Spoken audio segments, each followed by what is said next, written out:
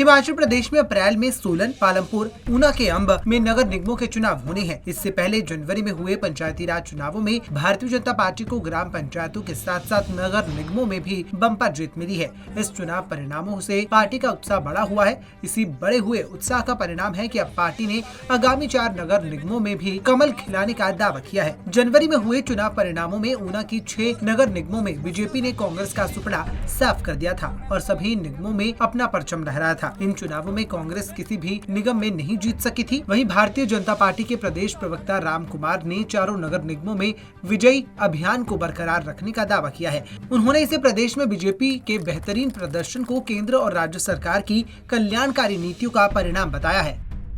ऊना में जैसे 6 आए हैं वैसे 7वां आएगा और प्रदेश में जैसे अधिकांश पंचायतों में, ब्लॉक समितियों में, जिला परिषदों में भारतीय जनता पार्टी की जीत हुई है।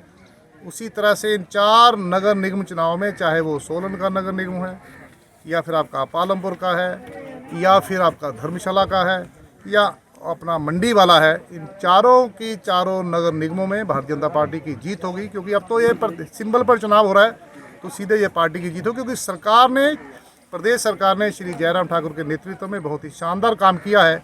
उन कार्यों का प्रतिफल पिछले पंचायत के चुनाव में मिला है। अब इन नगर निगम चुनाव में भी उसका पार्टी को फायदा होने वाला है। केंद्र सरकार की नीतियों का भी फायदा होने वाला है। 4-0 से ये नगर निगम के चुनाव भारतीय जनता पार्टी जीतेगी।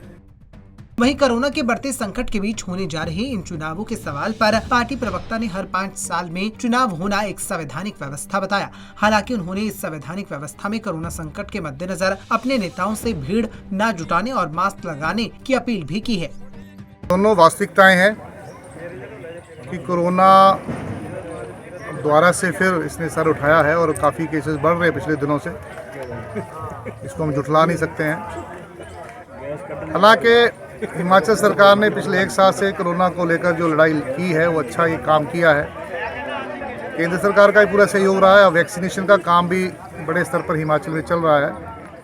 लोगों से भी निवेदन किया जा रहा है कि वो भी ध्यान रखें, जो भी सावधानी है उनका ख्याल करें और नियम कानून को माने। थोड़ा लोग भी ढिलाई कई बार कर जाते हैं। चुनाव भी साथ में हुए हैं। इससे पहले बिहार में चुनाव हुए, अभी 4 प्रांतों के चुनाव भी हो रहे हैं, क्योंकि वो भी एक संवैधानिक व्यवस्था है।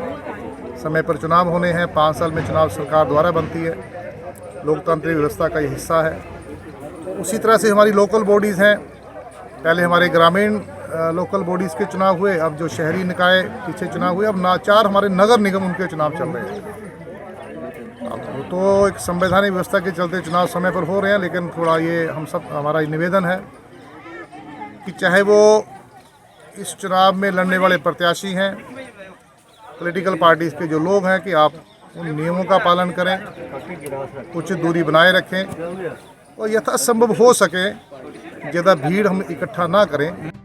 इसमें कोई दो राय नहीं है कि 5 वर्ष के अंतराल में चुनाव एक संवैधानिक व्यवस्था है, लेकिन बड़ी चुनौती ये होगी कि कोरोना संकट में इस संवैधानिक व्यवस्था को बरकरार रखने में हिमाचल सरकार किस प्रकार से पार पाती है। पंजाब केसरी टीवी चंडीगढ़ के लिए ऊना से संदीप खड़वाल की रिपोर्ट।